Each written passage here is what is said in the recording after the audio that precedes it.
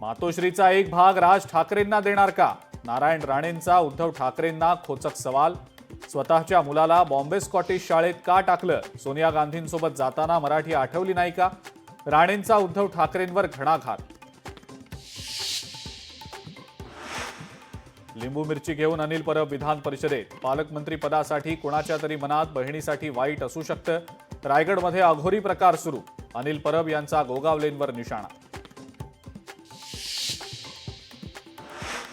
विरोधकांना केवळ राजकारण करायचंय. चूक असेल तर शेतकऱ्यांची 1000 वेळेला माफी मागेन. शेतकऱ्यांवरील वक्तव्यासंदर्भात बबनराव लोणीकर यांचं स्पष्टीकरण.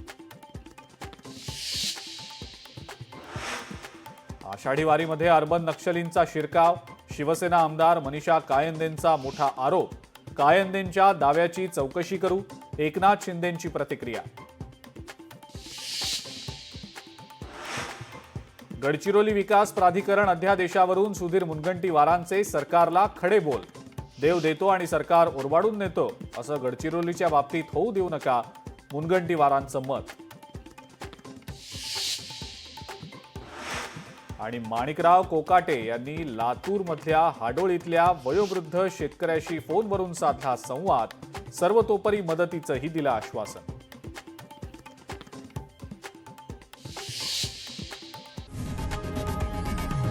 लोकशाही मराठी ऐका, पहा, जागरूक रहा.